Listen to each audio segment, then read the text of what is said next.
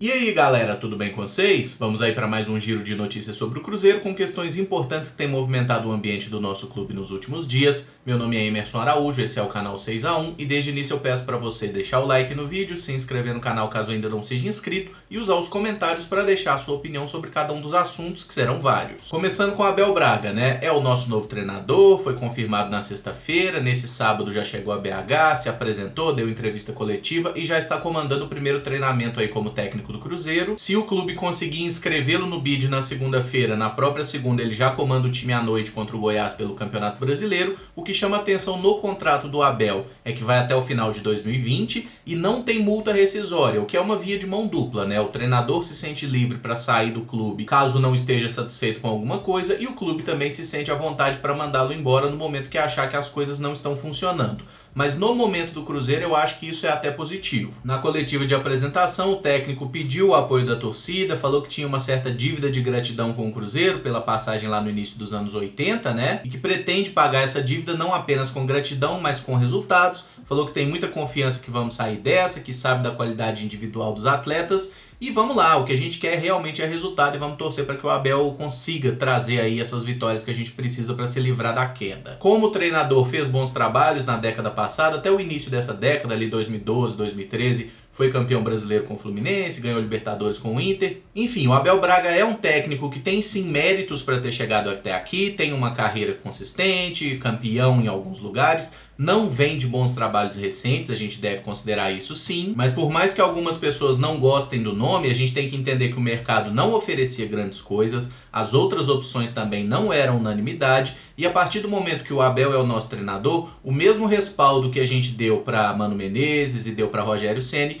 tem que dar para o Abel Braga. Ele merece um voto de confiança, até porque ele está chegando agora, não tem culpa de nada desse ano horroroso que o Cruzeiro está fazendo e merece sim o nosso apoio, pelo menos ele. Por mais que todas as partes digam o contrário, é lógico que ele veio ao clube por ser peixe de Fred e de Thiago Neves, sim. Não adianta Itaí e falar o contrário, não adianta ele falar o contrário, não adianta os jogadores negarem, isso é óbvio. A diretoria do Cruzeiro olhou para o mercado e falou: quem é um cara que conseguiria conciliar essas lideranças? O Abel também gosta muito do Dedé, queria levar o Dedé lá para o Flamengo no início do ano. Então a gente não pode ser inocente para desconsiderar esse fato. Sim, o Abel Braga veio para tentar ser um cara a unir esse grupo e a fazer vontade dos paneleiros, sim. Agora o que nos resta é torcer para que isso funcione. É o que eu falei no vídeo de ontem. Sejam os caras paneleiros, a gente questionando inúmeras coisas com relação a caráter, a entrega, até que ponto o salário atrasado está influenciando, são esses jogadores que podem nos tirar da zona de rebaixamento ou podem nos rebaixar. A gente depende deles, nós somos reféns de todos eles agora. Eu vi algumas pessoas questionando que Abel Braga não usa os meninos, que ele vai usar só os medalhões. Eu acho que a coisa não é bem assim. No Fluminense, por exemplo, o Abel Braga usou bastante os garotos, especialmente nessa última passagem.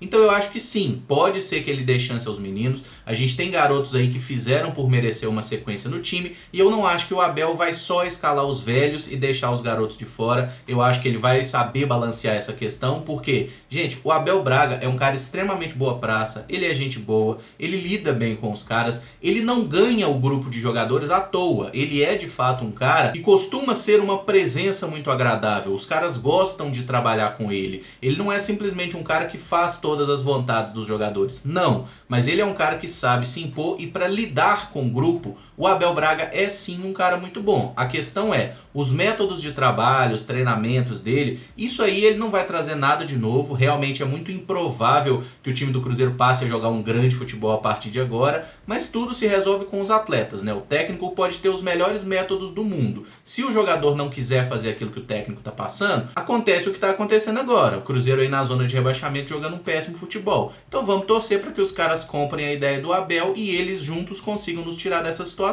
Duas questões observatório da imprensa agora. A primeira delas é que alguns veículos, eu fiquei sabendo de 4 veículos especificamente, foram barrados na Toca da Raposa, não estão podendo entrar no clube para fazer a cobertura diária desde ontem, sexta-feira. De acordo com esse pessoal que foi barrado, né, o clube entrou em contato através do departamento de comunicação lá do Bruno Faleiro e falou que como o clube está com muitos pedidos de blogs, canais de YouTube e tudo mais para cobrir o dia a dia, alguns seriam vetados. A questão é, alguns seguem lá dentro da Toca e outros foram barrados. Então sim, a gente tem aqui configurado uma situação de censura. Até porque os veículos que foram bloqueados coincidentemente, são aqueles que têm adotado uma postura um pouco mais combativa, de um pouco mais de cobrança à diretoria nesse momento. E aí a gente tem que lembrar que o Cruzeiro tem sim o direito de fazer isso. A Toca da Raposa é um espaço particular, só entra lá quem o clube achar que pode, quem o clube achar que deve, tá? Apesar de ser imprensa, de ter credencial e tudo mais, o Cruzeiro não é obrigado a aceitar nenhum profissional dentro de suas dependências. Mas que é censura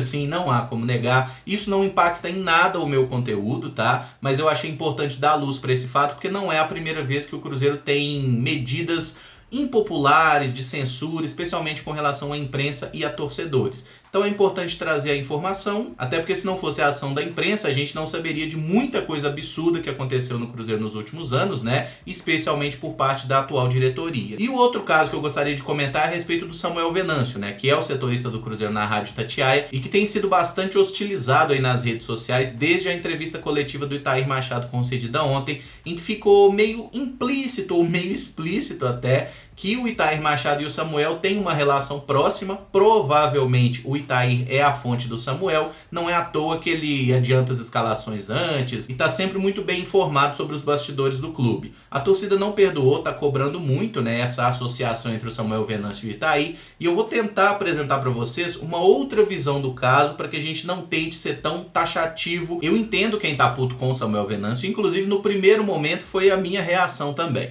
Mas quando a gente para entender qual é o papel de um setorista dentro de um clube de futebol, ele deve ter boas fontes para trazer informações e levar, né, essas verdades para o seu público, e mais importante do que o seu público, para a sua empresa. Ele é um funcionário da Rádio Itatiaia. O Samuel Venâncio não é um produtor de conteúdo independente como eu faço aqui no canal. E aí a gente tem que lembrar que quem bota comida na mesa do Samuel Venâncio é a Rádio Itatiaia, não é o Cruzeiro e não somos nós. Então a partir daí, quem é que tem direito realmente de cobrar alguma postura do Samuel? A Rádio Itatiaia. E qual é a postura que ele deve ter nesse momento? Se o Samuel Venâncio começa a dar porrada na diretoria, fala alguma coisa que o Cruzeiro não gosta, pode acontecer o mesmo que fizeram aí na notícia anterior que eu acabei de falar, dos caras proibirem a Rádio Itatiaia de acessar as dependências do Cruzeiro. E isso é um direito que o Cruzeiro tem. A partir daí, o que vai acontecer com o Samuel Venâncio? A Rádio Itatiaia vai segurar a onda dele ou vai mandar ele embora? Como aconteceu aí com jornais, que o Cruzeiro pediu cabeça e jornalista foi demitido.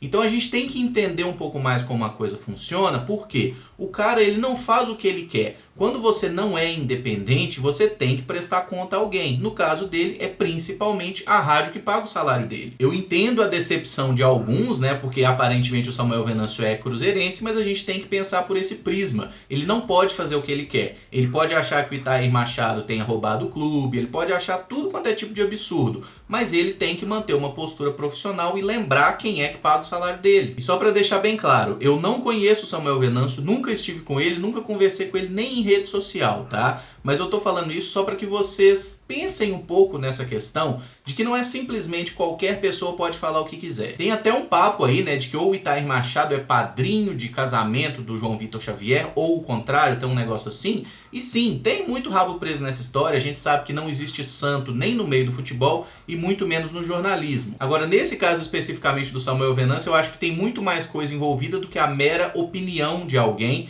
e muito mais importante que isso são os fatos. Ele precisa ter boas fontes para trazer as informações para a empresa e para a gente que é torcedor do Cruzeiro. Por mais que eu confesse que eu jamais teria esse estômago de trabalhar próximo, de buscar informações com o Itair Machado. Eu definitivamente não prestaria para ser setorista do Cruzeiro cobrindo a Toca no dia a dia. Mas para falar de uma coisa boa, o atacante Joel foi liberado para voltar a jogar futebol. O jogador que teve identificado um problema cardíaco, né, quando estava na seleção camaronesa, que ia disputar a Copa Africana de Nações, ficou um tempo aí afastado, fez tudo quanto é tipo de exame que se puder imaginar e foi constatado por especialistas aí que ele pode sim praticar esportes, não há risco de morte e que de fato ele tem uma anomalia no coração sim, mas não é nada que impeça a prática esportiva, ele pode seguir a sua carreira normalmente. Eu fico muito feliz pela pessoa, cara. Eu acho que um atleta aí de 25 anos ter a sua carreira abreviada, né, ser obrigado a se aposentar por um problema assim, seria algo muito triste. como aconteceu lá com o Adilson, né, aquele jogador do Atlético que teve esse problema esse ano. E aí a gente tem que lembrar que o Joel provavelmente seria negociado para o Cruzeiro no meio desse ano se não fosse esse problema cardíaco. Agora a janela de transferências fechou e pelo menos até o final do ano ele vai ser jogador do Cruzeiro, inclusive já foi integrado ao elenco, já treinou com os demais companheiros nessa sexta-feira e é sim opção para o técnico Abel Braga. Tecnicamente, muita gente pode questionar sobre aquela passagem do Joel em 2015, que foi o único ano que ele de fato jogou pelo Cruzeiro e foi um ano muito complicado. Ele entrou em campo 24 vezes pelo clube e marcou apenas 3 gols. Aí eu peguei para olhar as estatísticas do Joel e ele foi titular em apenas 6 oportunidades. Quando a gente considera os jogos como titular, 6 partidas e 3 gols, não é uma média tão ruim assim. No total de minutos, ele jogou menos de 800 minutos pelo Cruzeiro. Convertendo em minutos para jogos, seriam menos que 9 partidas inteiras, né? 3 gols marcados. Sei lá, cara. Eu sinceramente acho que no momento que a gente tá com o Fred aí tendo muitos problemas para se firmar, o Sassá é um jogador que é difícil confiar. O Vinícius Popó, que ainda é muito novo, ainda não estão botando uma fé nele. Pode até ser que o Joel tenha alguma oportunidade, pode até ser que ele nos ajude. Entre Joel e Sassá, eu realmente acho que o camaronês pode entregar mais. No último clube dele, né, que foi o Marítimo de Portugal, onde ele esteve emprestado pelo Cruzeiro, o Joel fez um total de 19 gols em 49 partidas. Comenta aí se você acha que esse jogador poderia ser útil ao Cruzeiro nesse resto de ano e se você daria uma oportunidade ou não para o Joel aí no time do Cruzeiro. Sobre a entrevista coletiva do Itai Machado, eu gostaria de falar sobre algumas coisas, mas é importante a gente já partir do princípio que é impossível acreditar em qualquer coisa que esse cidadão fale, simplesmente porque ele já provou em inúmeras oportunidades que a palavra dele não tem valor nenhum e ele já cansou de mentir na cara dura pra gente, pra imprensa, pra todo mundo. Ele já começou a coletiva falando que cumpriu, né, a determinação do Tribunal de Justiça Desportiva e que não estava tomando as decisões do Cruzeiro durante o período que estava afastado. O que é mentira. Pessoas que trabalham dentro do Cruzeiro já falaram que sim, o Itai Machado continuava indo lá, era o cara que se reunia com todo mundo, ele só não podia assinar os documentos por causa da imposição do tribunal. E de certo modo ele tirou o corpo fora na questão da contratação do Rogério, como se não tivesse sido ele a fazer a contratação do treinador que agora já deixou o clube, o que a gente sabe que também é mentira, tanto que o presidente não sabia da multa rescisória. Marcelo de Gian nunca tomou decisão nenhuma à frente do Cruzeiro, mas seguiu a entrevista e ele falou então sobre planejamento, né? Disse o Itair que tem vários jogadores em final de contrato com seus clubes, e ele realmente falou clubes, não clubes, e que o Cruzeiro já pensa em contratações para o ano que vem. Olha, eu gosto da ideia de planejamento a médio e longo prazo, sim, mas convenhamos, hoje a gente não sabe nem em qual divisão o Cruzeiro vai estar no ano que vem. Você não pode pensar em contratações devendo salário, como o próprio Itair confirmou que está devendo, e numa situação financeira tão complicada se você não sabe qual vai ser a receita para o próximo ano. Ele voltou a insistir em baboseiras como o negócio de milícias virtuais que estão agindo contra o clube, plantando informações contra ele, falou que não tem panelinha no grupo, que o Cruzeiro tem um grupo muito unido, e ainda disse que esse momento complicado que a gente vive é só uma fase. Gente, o Cruzeiro tá mal desde quê? De março, de abril? Tem 6 meses que a gente tá em fase ruim? Considera o que a gente teve de boa fase, o que a gente teve de má fase. Né? O ano todo é má fase? Pelo amor de Deus, gente. Sobre a questão de salários, né, direitos de imagem, que saiu uma informação na sexta-feira de que o Cruzeiro teria 6 meses de direito de imagem atrasado e 2 meses de folha salarial, o Itai Machado falou que a coisa não é assim, que tá 2 meses de direito de imagem atrasado e 20 dias de folha salarial, né, porque o último salário que era para ter sido pago no dia 5 não caiu, então até o próximo dia 5 tem apenas uma folha salarial vencida, menos que uma, né, 20 dias aí de atraso. A questão é que o Itair se embananou um pouco na questão dos direitos de imagem, porque ele falou que desde a gestão do Gilvan de Pinho Tavares, o Cruzeiro não pratica a questão de pagar direito de imagem para a maioria dos jogadores e falou que apenas 6 atletas do nosso clube atual recebem direito de imagem. O problema é que logo depois o Itair Machado falou que quando ele entrou no Cruzeiro, o Cruzeiro estava com 3 meses de folha salarial atrasada e com 6 meses de direito de imagem atrasado. Mas se ninguém recebia direito de imagem, como que estava 6 meses atrasado? Eu realmente fiquei um pouco confuso com relação a isso. Ele tentou jogar para a galera em vários momentos, falando que a imprensa trata diferente os clubes de Minas, né? Questionando o Atlético, que se o trabalho dele é ruim, tem que mandar todo mundo do Atlético embora. porque não ganha nada há 2 anos. Gente, o Atlético tá todo fudido com os problemas dele e o Cruzeiro tá aqui todo fudido com os problemas dele também. Vamos cada um cuidar do próprio feijão azedo e deixar o rival quieto? Teve uma hora que o Itair falou que o grupo de jogadores pediu para que ele permaneça no clube. Se isso realmente aconteceu, é mais um motivo pra gente querer, que o Itair vá embora, 2, que o grupo de jogadores vá embora. Porque se eles realmente acham que o Itair tá fazendo bem pro Cruzeiro, esses caras estão tudo louco. Em outro momento, o Itair Machado falou que se a parte administrativa do Cruzeiro tem errado, isso não é culpa dele, que ele responde apenas pelo departamento de futebol. Beleza. Mas o Cruzeiro é um clube de futebol. O que é que está causando essas dívidas ao Cruzeiro? O que é que nos colocou numa situação tão complicada financeiramente e tudo mais? É justamente o futebol, gente. Não é vôlei, não é bocha, não é nada disso, não é as piscinas. O Cruzeiro hoje está vivendo uma situação tão complicada justamente por causa dos erros cometidos pelo departamento de futebol. E ele é o responsável, sim. Tirar o corpo fora disso não faz sentido nenhum. Teve um momento que ele mostrou total desconhecimento de leis, falando assim que aquela questão que foi revelada do Fantástico, do Cruzeiro oferecer direito de imagem do menino, né, do Estevão William, que agora pode, que o garoto já tá no bid. Assim, é um desconhecimento das leis e é uma coisa que pode prejudicar tanto o Cruzeiro a médio e longo prazo, que eu realmente me pergunto o que é que vai ser necessário para esse cara sair do clube. Porque vocês lembram o que aconteceu no dia seguinte da matéria do Fantástico? Que ele, Itair, ao lado do presidente, do pessoal do departamento jurídico, foi lá e repactuou o contrato que tinha justamente para tentar evitar uma punição na FIFA pela negociação de um menor de idade. Então, assim, o Itair entrou em contradição com a coisa que ele mesmo fez a partir da reportagem do Fantástico. Ele não tem a menor noção do que ele está fazendo, ele não conhece nada disso. Teve uma hora que perguntaram algo sobre medalhões e ele disse que para ele medalhão não é o jogador que ganha maior salário, medalhão é aquele que tem jogado o melhor futebol e que medalhão para ele no time do Cruzeiro era o Ederson. Assim, não tem o que comentar, gente. É uma lástima. Disse ainda que as acusações contra ele são infundadas, que são todas denúncias anônimas, que para ele não tem valor nenhum. Disse em outro momento que propôs ao Rogério Ceni afastar o Thiago Neves e o Edilson do elenco e o Rogério Ceni não quis, o que eu sinceramente não consigo acreditar que seja verdade a partir do momento que a gente sabe como Itair Machado e Thiago Neves são amigos e têm uma relação próxima. Mas esse bolo aí teve algumas cerejas, tá? Uma delas foi quando questionaram o Itair sobre aquela entrevista dele ao Super Esportes no ano passado, em que ele disse que se não estivesse dando resultados ao Cruzeiro, ele pediria para sair. O Itair Machado foi bem ríspido na resposta, até falou assim que isso aí cabe a ele, é uma decisão dele ficar no clube ou não, e que na avaliação dele, o trabalho dele no Cruzeiro até aqui é muito bom. Ele falou que reformulou a Toca da Raposa, que as coisas estão caminhando bem, que só no Campeonato Brasileiro as coisas não estão dando certo, porque na Copa do Brasil e na Libertadores o Cruzeiro acabou sofrendo aí por coisas do futebol, por azar. E ele fecha dizendo que ele não queria ter voltado a trabalhar no futebol, isso só aconteceu porque o Cruzeiro estava numa situação muito perigosa. E aí eu peço apenas para vocês pensarem em como estava o Cruzeiro no final de 2017, quando o Itair Machado assumiu o clube. O Gilvan e sua diretoria em geral cometeu um monte de erro, mas a nossa dívida era muito menor do que era hoje. A gente tinha acabado de conquistar o título da Copa do Brasil, nossa folha salarial era de aproximadamente 12 milhões de reais, quer dizer, a coisa estava funcionando muito melhor do que está hoje, as contas estavam muito melhor equacionadas e ali vendendo alguns jogadores certamente a gente poderia ter entrado nos eixos. A partir do momento que chegou essa administração, o que já estava complicado se tornou um completo desastre. Já no final da coletiva ele criticou o atual modelo de divisão do dinheiro da TV, né, falando que esse modelo é ruim para quem deve.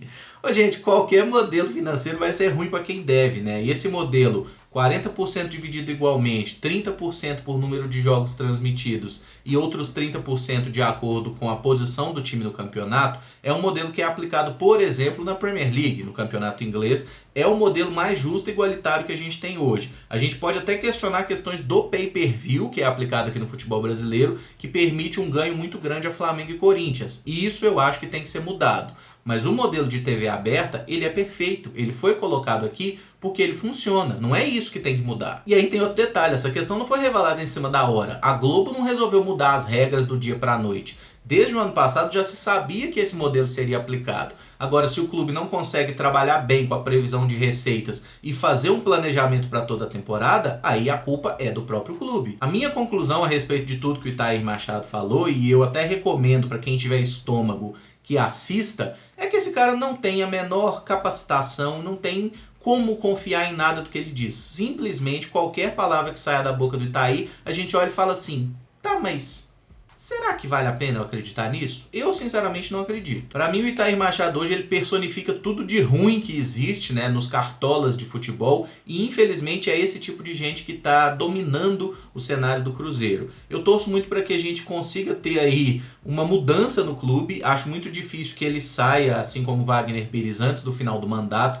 a menos que a polícia e o Ministério Público consigam agir efetivamente. Mas nesse momento eu tenho muito medo de reeleição, cara. Porque assim, se esses caras ficarem no Cruzeiro mais um ano, certamente nossa situação vai estar horrível. Eu tô com muito medo de ver o balanço do Cruzeiro do ano que vem. A nossa dívida provavelmente vai passar de 600, pode chegar até 700 milhões. Agora imagina esses caras mais 4 anos aqui no clube.